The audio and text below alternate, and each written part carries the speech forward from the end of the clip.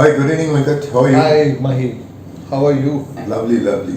So nice to meet up with you. So how is it going?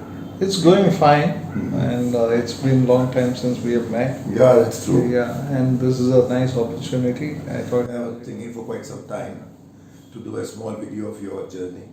Okay, thanks. So thanks for giving me your time. I should thank you first, and congrats for a wonderful venture you've started. Thank you. I need your And blessings. wishing you all the success. Thank you so much, Venkat. Thank you, Venkat. Yeah. So, Venkat, to start off, like you have been in the industry for almost 3 decades now.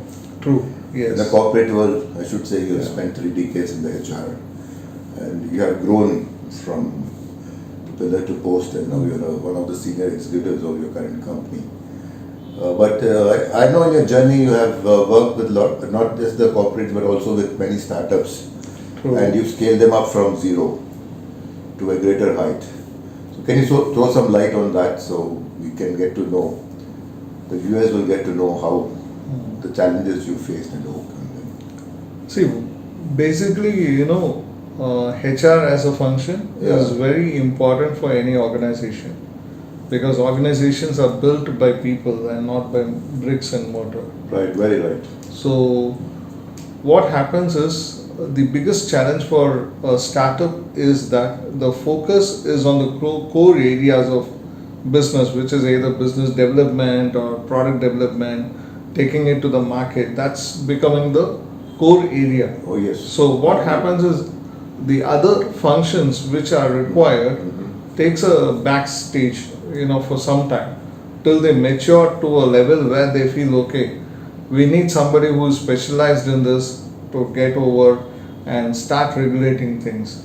But the thing that I have been always focusing and advocating to my organization is that while it is important to focus on your core business area to get it started up, it is also equally important that you be compliant with all the processes and statutory requirements that are required to run the business. So when you come to HR, there are quite a lot of statutory requirements that are required. So as a layman, many may think that let us postpone it for some time. True. But that's not the case. We need to be compliant at the stage 1. Otherwise, it is going to be complicated, and most of these startups fail because they are not focusing on this aspect. So when they go for a funding or for an investor putting in the money, this is one area which gets shaken up drastically. So they fail there. So that's one thing that startups need to focus. Yeah, because many of the startups or business owners, they focus on the core business, right? Like rightly you have said. So they have to focus on human development. That is right. So, See, there is one other factor attached to this, because when you start a business, you don't go beyond your close circle. So what happens is, then I know each one personally, so I don't feel that there's a requirement for certain thing. I can convince them, say I don't need to give you PF, or I don't need to look at certain processes that are required. But as you start growing, this requirement becomes mandatory. Right. So it is better that they start focusing on all the compliances right from day one. Then you become a more matured organization, and more professional. more professional and matured organization. In this last 3 decades, a lot of changes that have happened in terms of technology. I'm talking. So how do you see this, and how has that helped in your area of? See, while people have become more tech savvy, obviously 3 generations is huge period. I have seen starting from a stage where you had a 386 or a 486 computer, which people would not even recognize today, to what you call the latest technologies today, which is cloud computing, everything. So what happens is, basically people every 4 years or 5 years you get a new set of people who are more tech savvy than the previous set. Yeah. So as any business leader, it is very important that the HR starts understanding this and starts becoming more tech savvy, so that they are able to meet the requirements of the client. Now, for example, today nobody wants to look at the attendance. What they want is everything to be in a dashboard for them, like what is the time I have come in, what is the time I have gone out. So what is the total hour of contribution in this week, the number of days I have been present in this week, number of days I have been absent. And with the hybrid and work from home culture, the signatures in the registers are not mandatory. No, even the labor department understands this. They say, go digital, give us the copy, we are happy with it. So what happens is you need to have the technology to capture the attendance of everyone, whether it is by a biometric or by a login credentials, or getting into an app where you punch your attendance. Things could be different, but it's happening. Many of the industries are following that. So it needs to go into that direction. Good. See, as I said, things are going to go more technology oriented, but what is core and what is remaining same throughout the last 3 generations and will remain same for the next n number of generations is going to be that people need to be motivated, people need to be seeing the worth. So what happens is, how I see the worth is how I get motivated. That is the core of the business of managing humans. Yes. So if I had to say, or rather our fathers would not have been looking for comforts and luxury, because they were more focused on, it's basically the Maslow's theory of need hierarchy. So at one stage, we were looking for essentials, then came security, then when we have both, we start aspiring to get our life levels going up. So what happened today, the kids are having all the comforts of life, so they are trying to be more ambitious. Can I do more? Can I grow faster?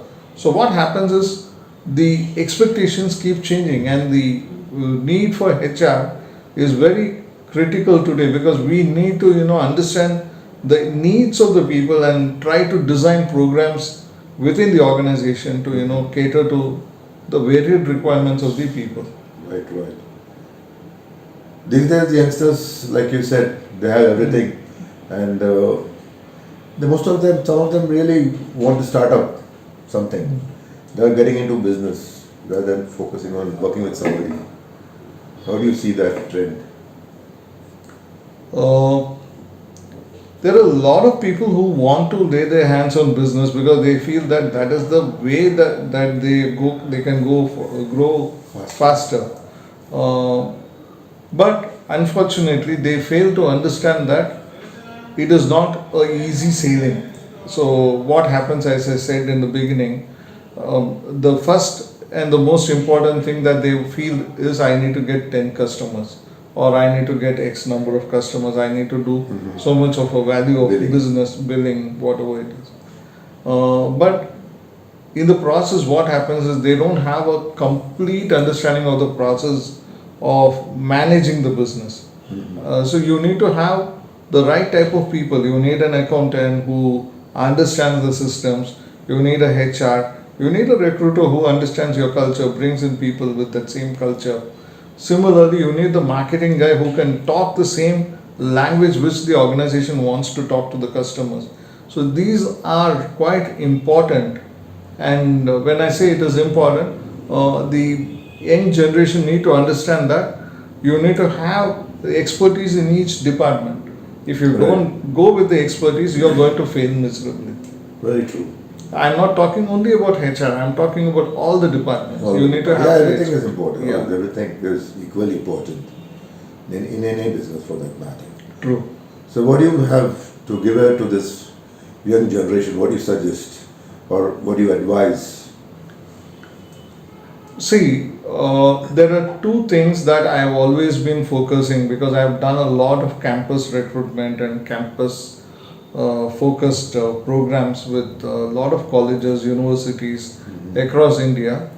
And what I would want the young generation to understand is that success is not defined, quote unquote, by the volume of money you make, or by the wealth that you really possess, but it is more important that you understand what you need to give to the society. And if you understand what you need to give to the society, you will come out with ways and means of extending your wealth to the society. That is very important today, because people think, I have made money for myself, why should I share it?